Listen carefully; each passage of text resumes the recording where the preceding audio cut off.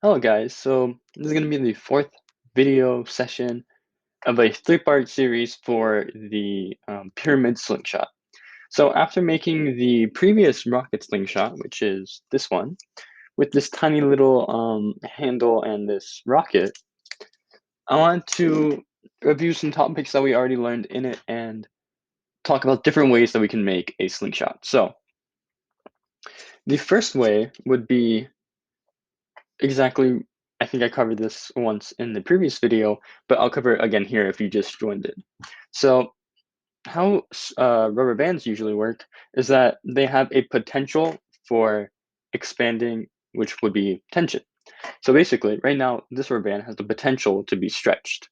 And once you do stretch it, now it has activated that potential, and now it is in an active state. And now it has the potential to retract. You see how you pull it as the potential to go back to its normal state. And because of that, this is something similar to tension. Because let's say you pull it, right now, the string or the rubber band is very tense. As you can see, you try to move it, it doesn't move. You try to stretch, pull, all of that, it doesn't move. And it's once you release it that you're able to pull it, stretch it, and it to maintain at least a semi structure. So tension is a gradient. What that means is that it is a force that's applied on the rubber band. So let's say right now, this has a certain amount of tension. This has a greater amount of tension, and I don't want to snap the rubber band, but this is even greater than the one before. And it basically increases along with how much force you put on it to extend it.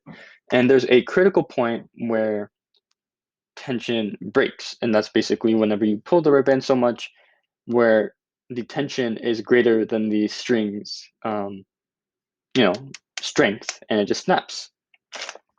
And that has happened with this one because I pulled on it a little bit too hard and it ripped. So yeah, that's a string. So, or not a string, sorry. That's how usually a rubber band works. And rubber bands are used in many occasions, at least tension is. And you can see that with rubber bands. Think of like whenever you go see bridges, you see how they have those cables that pull them down. I could try to get a reference photo. I think it's fine. Um, but whenever you think of bridges, they have cables that support them by pulling the bridge apart. Or have you seen those bridges where they have those metal cables that keep those two sides together? If the metal cable was very loose, like this rubber band, it wouldn't be able to hold up that bridge. But because they have made the metal tense and made it elongated and like strengthened, now that bridge has a reinforcement because there's an actual force that's being applied because of the tension in the string. And I'm trying to think of other examples that there are. There's also,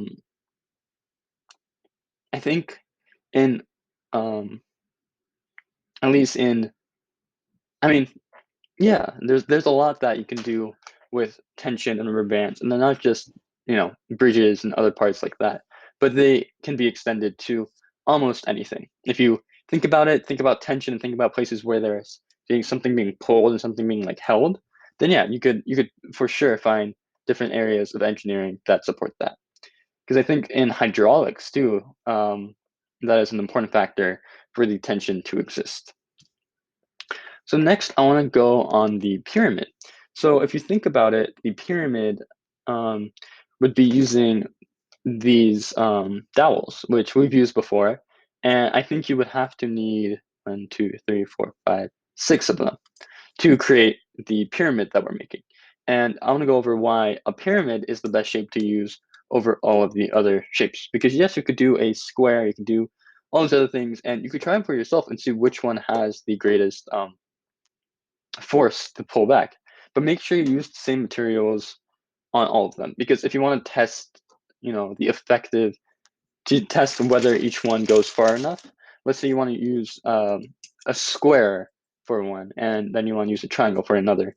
You would have to, first of all, use the same size dowels, and you would have to use the same rubber bands, and you have to use the same container or tape. And why you want to do that is because you're trying to just change one variable. Think about it. If you change more than one variable, so let's say you change the size or the shape of the container or the shape of the slingshot from a pyramid to a cube. A pyramid would just be, I think you guys know what a pyramid is. A pyramid and a cube would be a 6-side square. So just think of a square on all 6 sides, and that would be a cube. But think of it. Let's say you change the shape of the pyramid to a cube.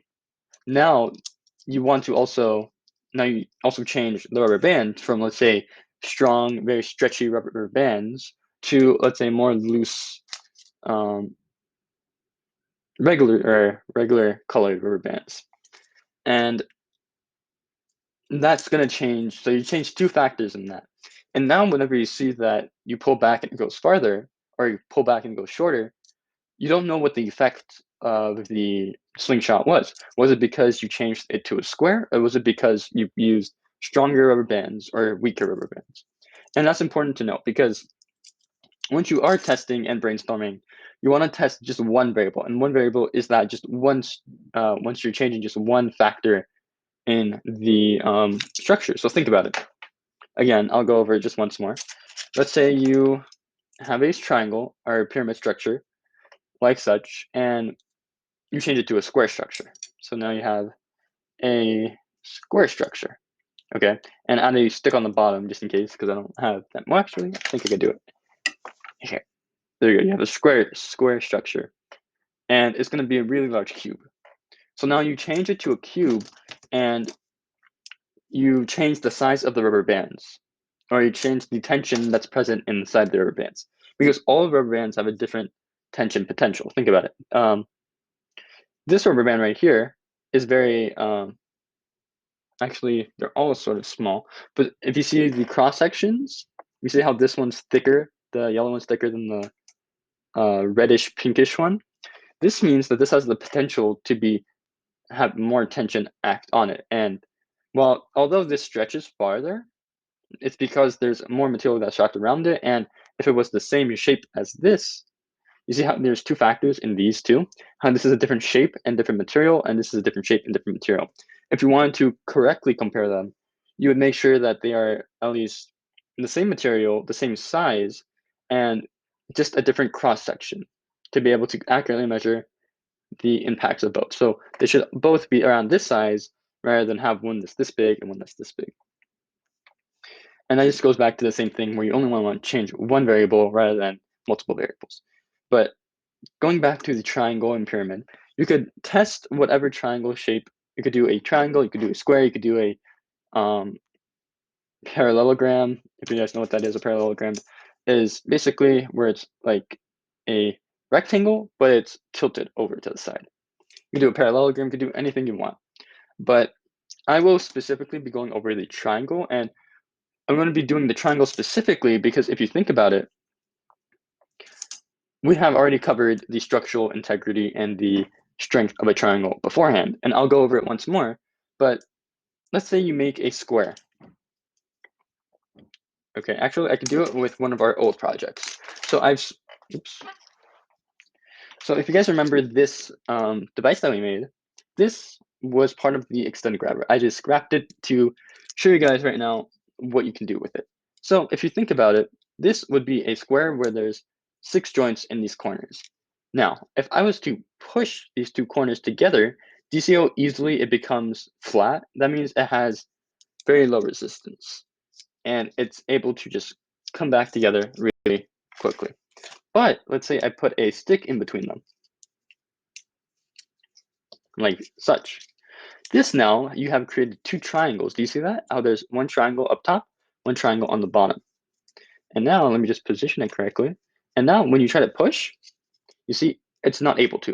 And that shows that it's more structurally sound than a square. You're basically just cutting off the 2 points where they can come together and protecting it with a piece of wood. So if you want to go and see this lesson, this is the lesson that we did prior, I think 2 lessons ago, or maybe it should be the second or third lessons. I think going over that and learning how to make this is also very important, because there's a lot of topics that you need to know about this, and also the first spaghetti trap that we made to be able to accurately learn this. But I think if you want to just create it, that's also another process. But yeah, so that's one example of showing how triangles are stronger than squares. And I'll show one example here. So if you think about this triangle here, actually, let me do it with smaller sticks. So I can control it easier and you can see easier. Let's see.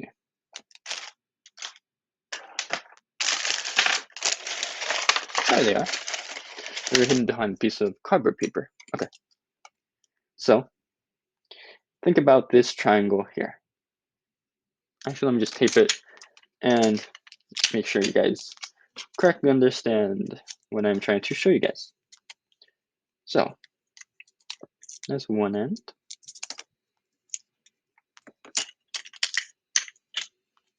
And this is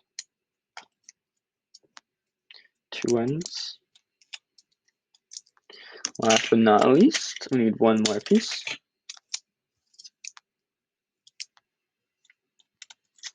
Here we go. So now we made a triangle.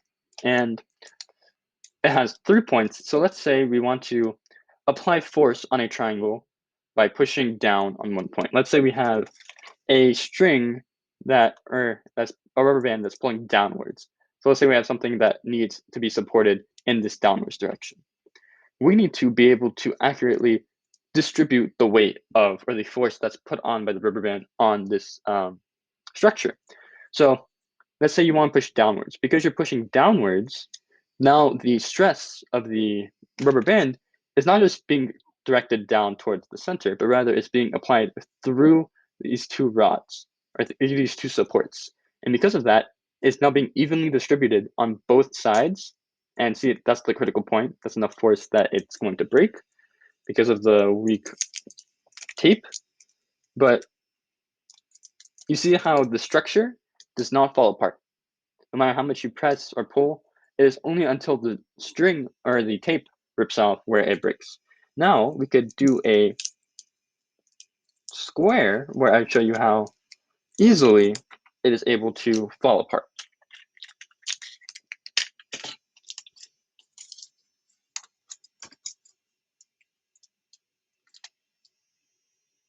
So this is one end. So I'm just repurposing the triangle that we just used. You can do the same. And we got this end. There we go. Now you got a square. Now, if you think about it, try to push on these two corners. You see how easily they're coming together, and they just crack. I had applied very little force to that, like just enough for the tape to come off. And that's one thing that squares lack, is that the structural integrity. And what the example I was showing you guys before is, if you put a line or a piece of wood between these two squares, you're supporting it by making it into two triangles. And now you're evenly distributing the weight whenever you're pushing downwards on it or sideways. So yeah, after learning those topics, those preliminary topics, I think you guys can move on to the second part of the video. So I'll see you guys there.